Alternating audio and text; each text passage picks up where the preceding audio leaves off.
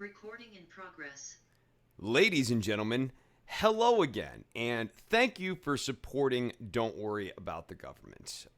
It has been too long since I have done a video for y'all, the Patreon supporters, and for being derelict in my duties on that. I am really sorry. Like, for real. I've got to get better on it. I know I say that periodically from time to time, but why do I say that periodically from time to time? It's not like the angry video game nerd or something like that. I keep changing careers, or not keep changing careers. It's taken me a while to find a career that actually is in any sort of harmony with myself here. I was working as the manager of instructor support at one point. You all knew that I did closed captioning for television and stuff, but I was working like crazy hours doing that. I've worked for a non-standard auto insurance company. I've moved boxes for UPS. I've done a lot of different things, but over the last year and a half here, I have been working doggedly to transition into being a full-time music instructor. And we are rounding third and coming into the home plate on being able to do that full time, which is awesome. First and foremost, because I'm happy with work for the first time. I do this and it makes me happy. And yeah, it makes some income. I think sometimes people maybe get a mistaken impression of how much income it is. And it's not enough for me to make a living off of. We're just not that close on it. I'm working on it. I'm not done. I'm 35. I'm not waving the white flag and giving up or anything like that. But I'm also realistic that December ain't gonna be the big month, I don't think. So got to keep everything in perspective. And I have 20 plus years of playing music, and I'm surrounded by guitars and cats, and I either need to make a business involving cats or a business involving guitars. And it seems like I've got more guitars than cats, which is good. Look, despite rumors to the contrary, more guitars than cats. It's just what I gotta be doing, man. This is my life. I love it. I love it. My adult students are great. I get to have meaningful connections with my adult students. I get to have meaningful connections with my child students. I have connections with people across the country. I have connections with people across the world. I have taught lessons to people in Japan. I've taught lessons to people in South America. This is in the last year and a half here. It is so cool what I get to do.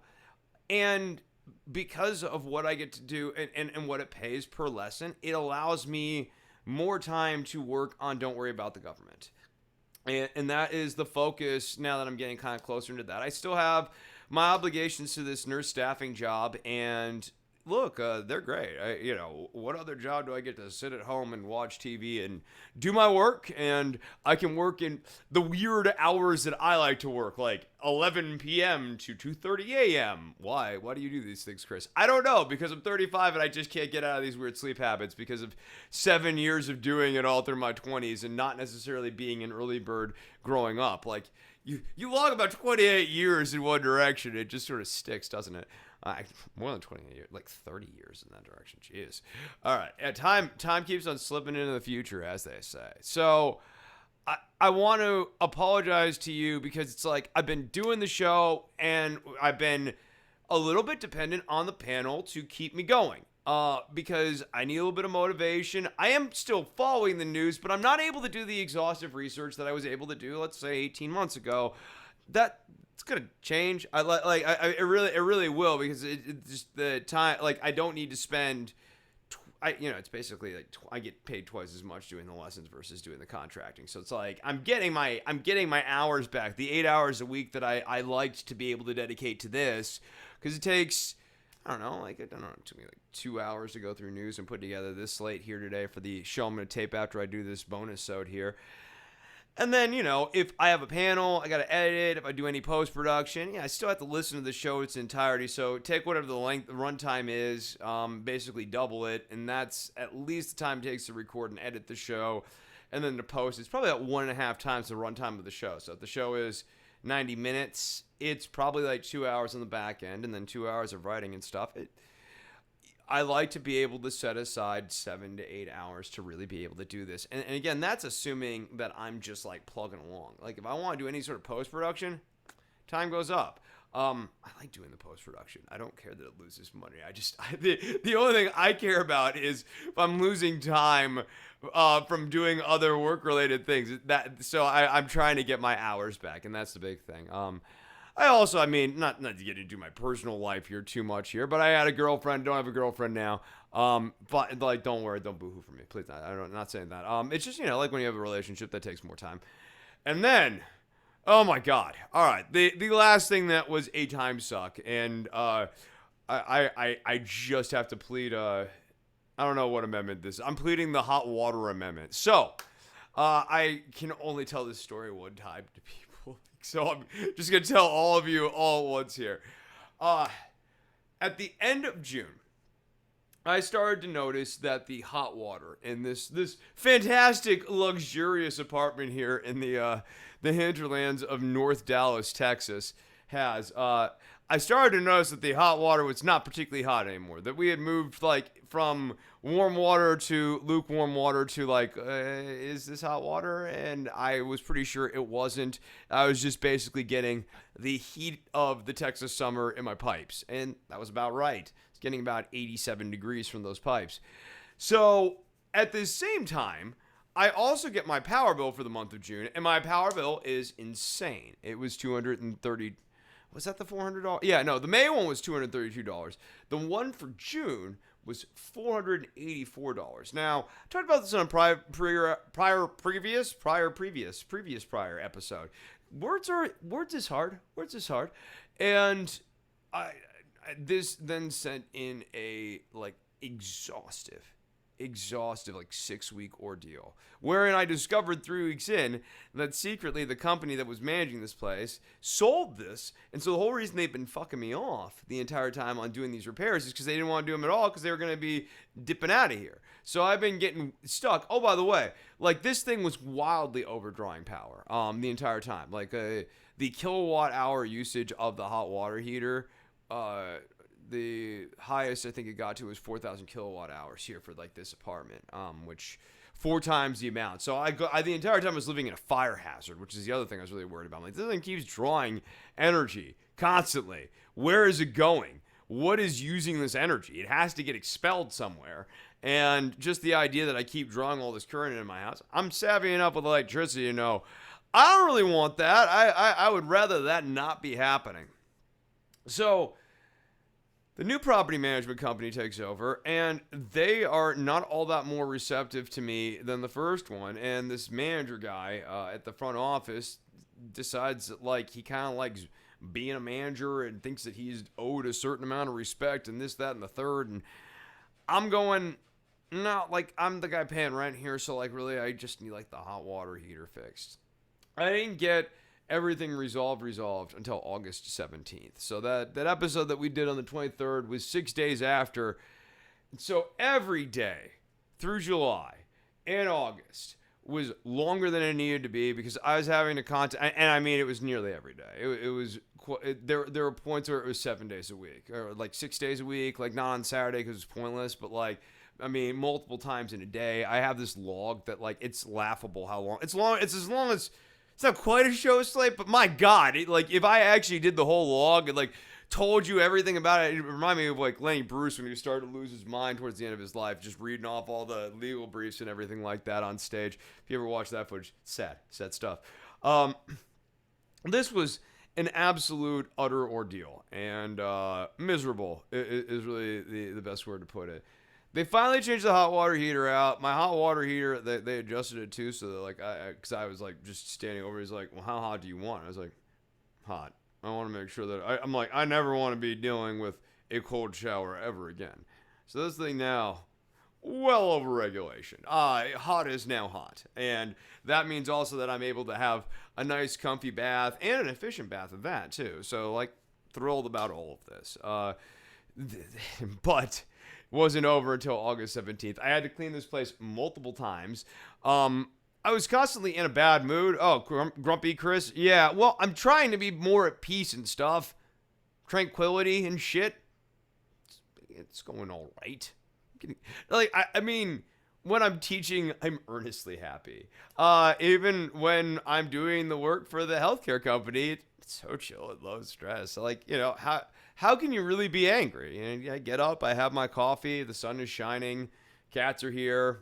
I mean, could things be better? Sure. I mean, like, you could always be in a better house, you can always be in a better place, all that sort of thing. But, like, I'm alive, I got my health.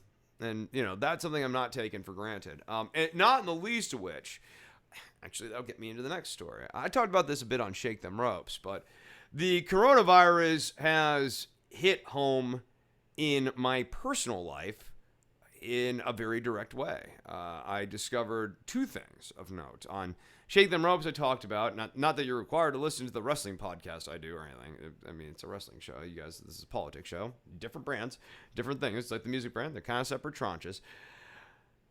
I talked about this guy, Drew Dana, who was a musician around town here. And Drew Dana had Matthew McConaughey politics, let's say. Like, I remember back in 2015 when Ferguson happened, and we were talking about Black Lives Matter and why Black Lives Matter was important, and Drew just couldn't get out of his brain, what's so wrong with all lives matter? Reminds me a little bit of that Spinal Tap line of, like, what's so wrong with being sexy? And they're like, not sexy, sexist.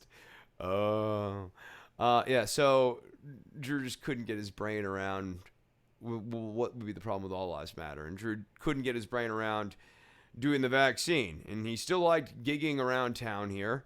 And Drew also saw one of the members of his band, who granted he had been in loggerheads with at various times throughout here, but a member of his band no less. He saw a member of his band, unfortunately, pass. And this is a member of one of my bands. This guy, Brian the Time Traveler. He was part of my video game band. If you guys have ever went online, looked up any of my old video game band stuff that I was doing with Jordan back in the day, guy on the hand percussions, he's gone now. No longer with us. We had some good shows. I would actually say that Brian was probably the best drummer and the best fit for the band. He's gone now. And it was because of coronavirus, which I just found out this week because, the new thing to do if you were an anti-vaxxer is to hush and play it down and don't tell anyone that you died because of a mistake so that everyone else can make the same mistake that you made as your dying wish. Despicable. Brian, a few weeks before he died, was actually up at my luthier, my friend Big John. He was at Big John's shop, and John had just gotten the vaccine, and Brian was joking with John, so now you're going to get microchipped. And then Brian kept gigging, and Brian's no longer with us. And Brian was part of Drew's band, and Brian was part of Drew's open mics. Drew knew Brian well. Drew knew Brian well enough that Drew maybe screwed him out of some money, more than a little bit of money. They were definitely business associates at absolute minimum, but I'm sure you could definitely say at various points friends. And Drew just steamrolled past that, kept gigging himself, and had his album release party here at the start of August. And throughout the course of August, Drew slowly succumbed to COVID-19 in sort of a painful, agonizing way that was detailed at great length on his GoFundMe. He died with $150,000 in medical debt. Before he died, he was intubated, and they were feeding him through a food tube. He had a collapsed lung. It wasn't really a question of was he ever going to be able to get on stage again and be the same. It was more of a question of would he ever be able to walk out of the hospital. And the whole thing is so sad and avoidable. Obviously, especially as we look at these new numbers in this surge here. I want these people to get vaccinated, and I have very limited patience for the people who are still trying to innovate and be their own medical experts. Let's just be politically nice about it, shall we? No, these people are pricks, and they're selfish, and in a way, it's selfish. Like what Drew did to his family and the people who cared about him. Even if Drew was not a great guy, it doesn't matter. People care about him. There's lots of really good people I know, good people I know, people I'm playing with music now, or playing music with now. Sentences are hard. Words are hard. You think words are hard? Sentences get even harder sometimes. Good people who are legitimately crushed that these people that they know aren't with them anymore because of these mistakes. And there's this whitewashing about getting the vaccine and not using people's deaths as a cautionary tale. I'm becoming very anti that. And so I'm going to be very pro now telling people this person died of COVID-19 because they didn't want to get vaccinated. And I mean, even the stories of people who die with breakthrough cases, I think we should also note when a person did everything they possibly could, and even that was still enough, because I think that that's of utility to people as well. All right, so real quickly here, to get my video back on track, I'm going to stop video, and I'm going to tell you who this dude is, because you may see him pop up from time to time on the podcast now. And since I got to get him out anyways, I might as well tell you. I discovered recently that there is this dude, pictured here on this coin, a Russian translator from the Soviet Union days. And he is actually the man who is responsible for the translation of the Mayan language. So we understand Mayan thanks to this dude who, if you think his eyes are crazy on the coin, he has really intense eyes too. And they are like, he has a very intense cat, very fond of cats, very into getting himself pictured with cats. I mean, I saw this dude. I think the Mayans are cool. I mean, look at the artwork of the Mayans. It's so awesome. Like, they have just the coolest sense of shape. I love their sense of shape. It's so neat.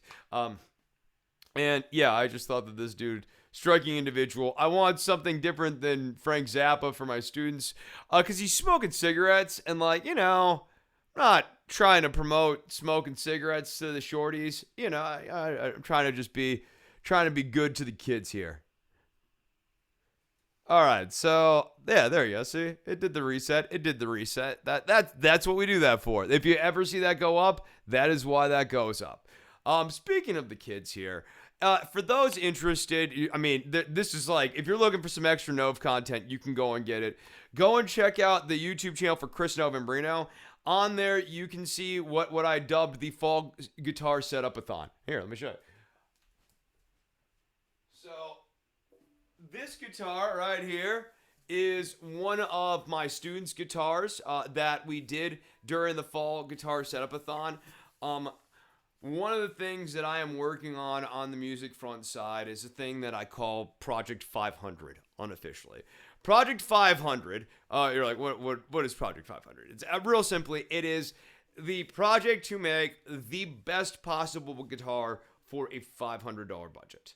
How can I get the best starting instrument and put in the most effective usage of dollars to get $500 like in just like a jam-packed instrument? You might go, well, that seems like it'd be hard. Yes, but also no. It's taken some time. You gotta know someone who can do some work. You're not just gonna be able to buy this with shops online. But if you know what you're looking for and you actually start to understand the economics on various things, and you're a little cagey with how you shop, using Craigslist, using Reverb, actually using price matching guides and all those sorts of things, you can achieve a $500 player. Absolutely. I'll show you one.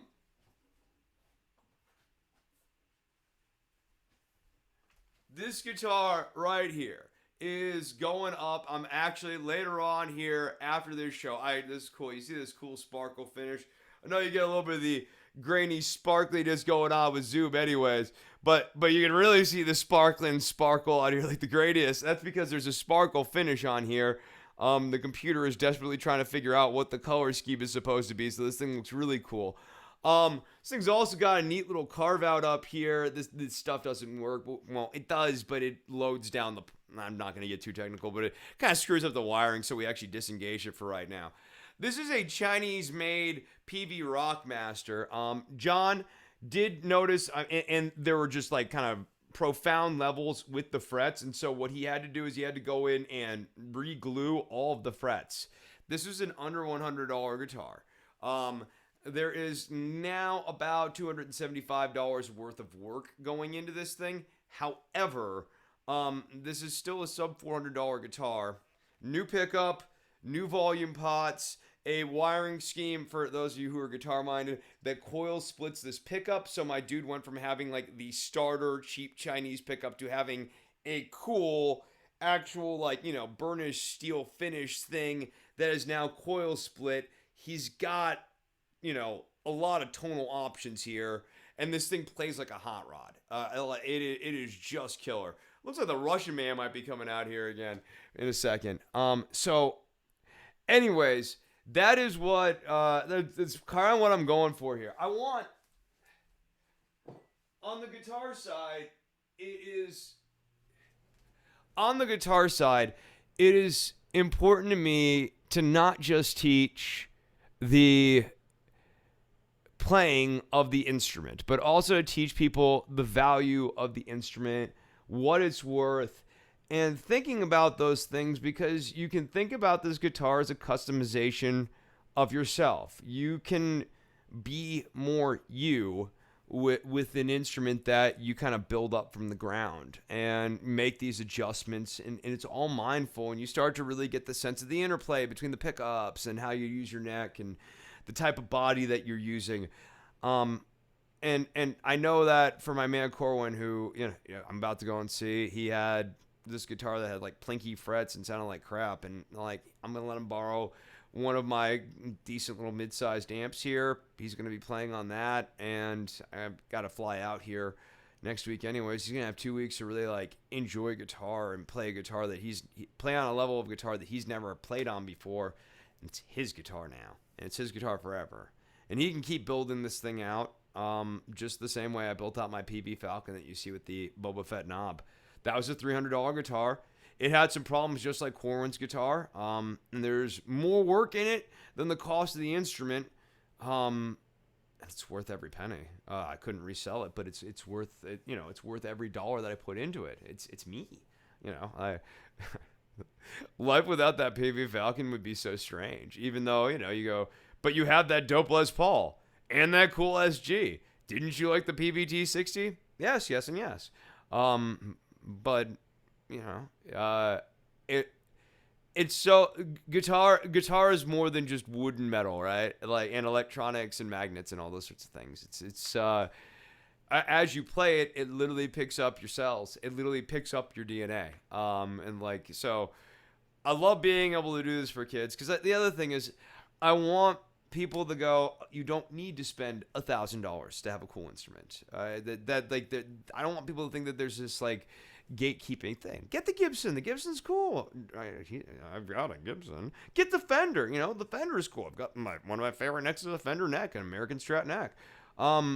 Get the cool brand instruments, but like, you might actually very well find that you have the best instrument you've ever owned, and it's yours because you've been putting the time into it and making mindful modifications to make this thing the absolute playing unit.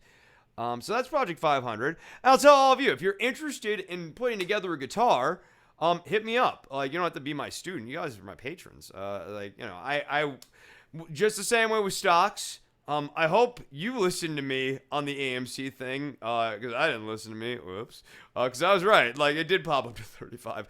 Look, I am here to help. You guys are helping me out. I want this to go both ways.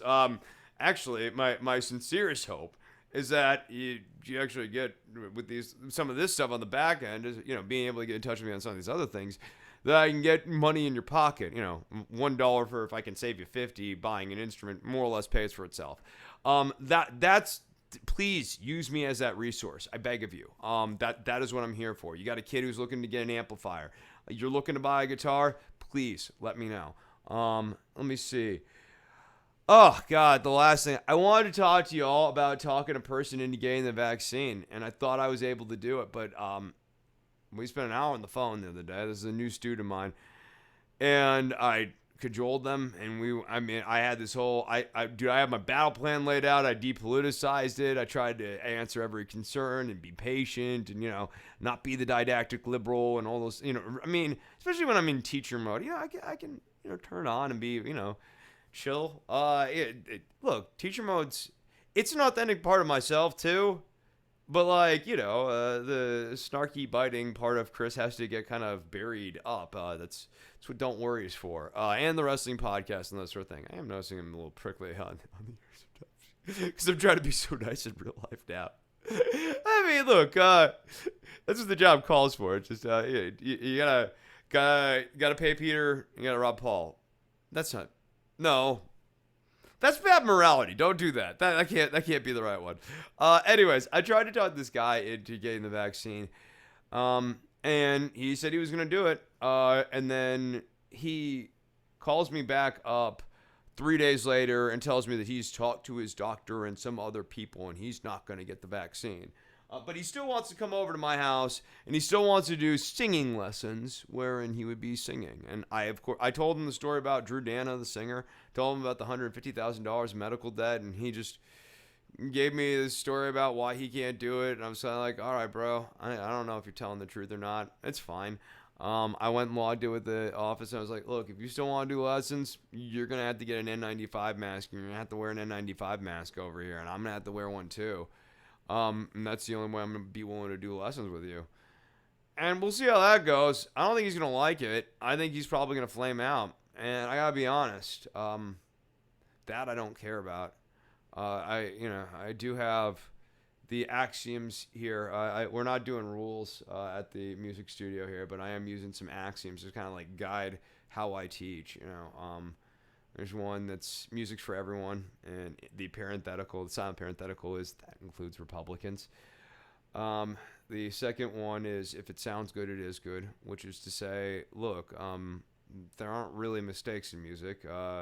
If you like the way the thing sounds, then that's great. My student Alex has a unique quirk about his guitar that I've told him about. I like the way I didn't realize it was a quirk or a problem with the guitar or a pickup. I just thought that's the way that particular pickup sounded because I'd never heard that pickup before. Turns out it's an issue, and it's not an issue because it sounds cool, and he likes it. I like it. If it sounds good, it is good. Rule number 1. Or rule number 2, there aren't even numbers in the axioms. That's how the axioms work, I think. There's the teacher is a student, which means that I'm always committed to keep on learning. Just because I teach stuff does not mean that I have mastered anything. That means that I'm at a point where my job is to be a lifelong learner. And then the other one is student is teacher, which is that I literally have to learn from all of these people, which I know, sounds kind of cliche, but I have to learn how to teach.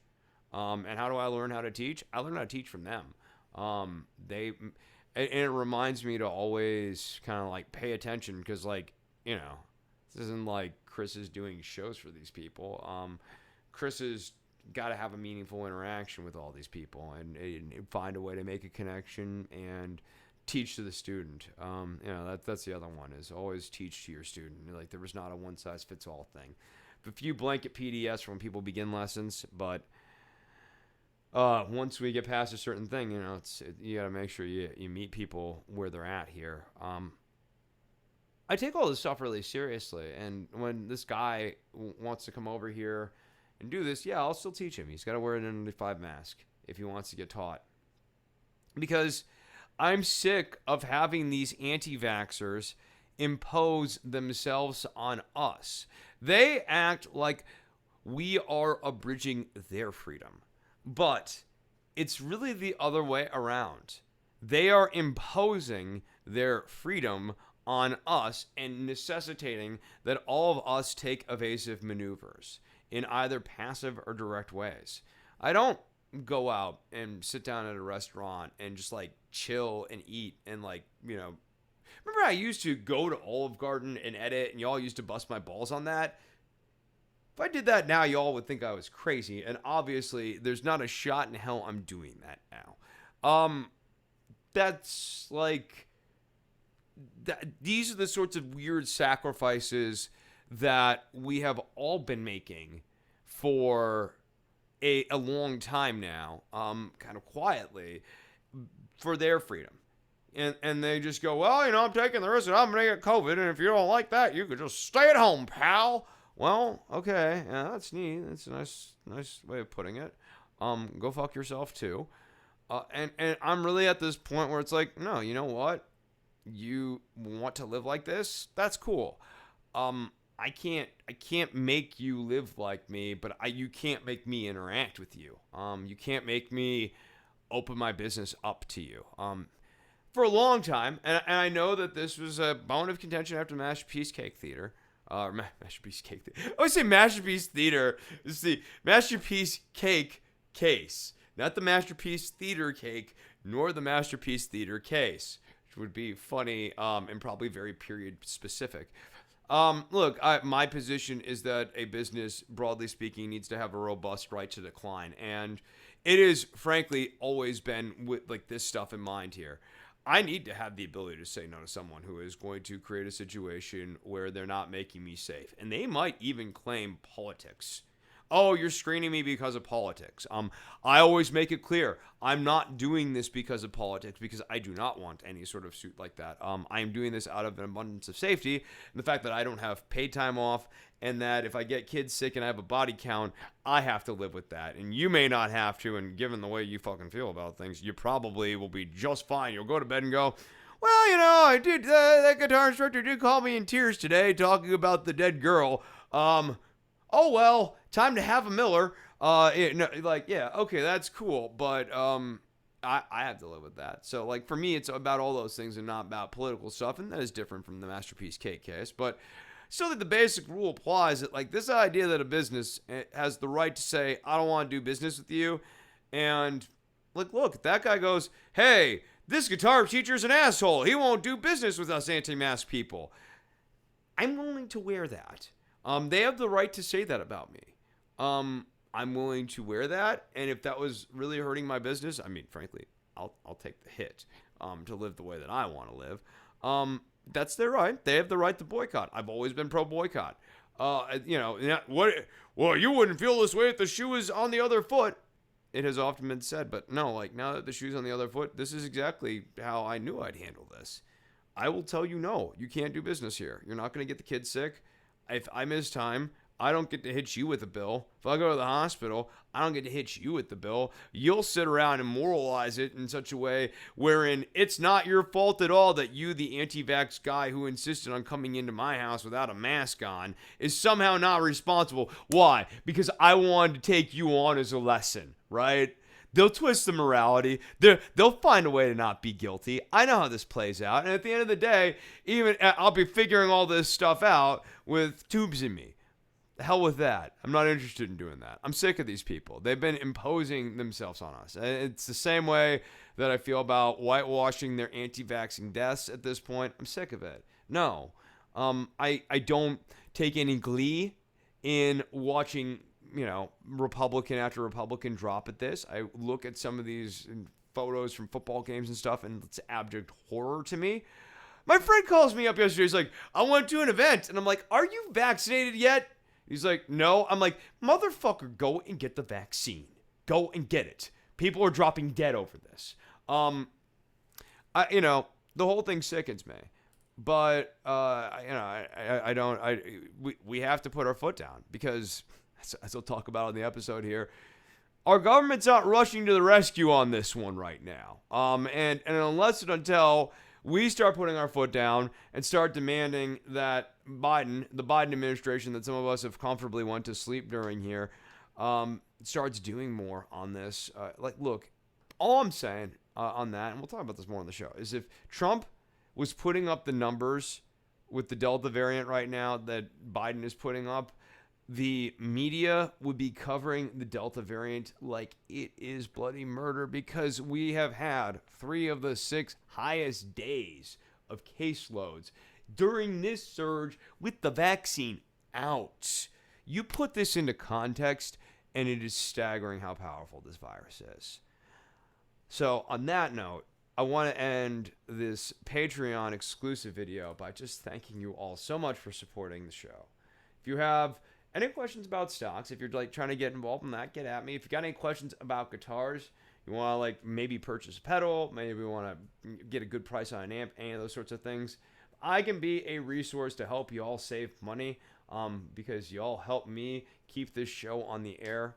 I want to return the favor so desperately, so please let me do so. Find a way to utilize me if you can. But beyond all of that, I hope all of you are staying safe right now. Please keep making mindful decisions. Keep being vigilant, because I care about all of you. I care about all my students. I mean, shit, man, I'm having to start caring about a lot of people all of a sudden. One day it dawned on me that, like, there are a lot of people who might miss me, at least marginally, if I was gone, and who would I'd miss if they weren't around, or if I heard they weren't around anymore. Y'all keep being lights in my life. And I hope wherever you are, whatever you're doing, that you're having a great day. Have a cup of coffee, pet a cat, and maybe play a guitar for me. Thanks.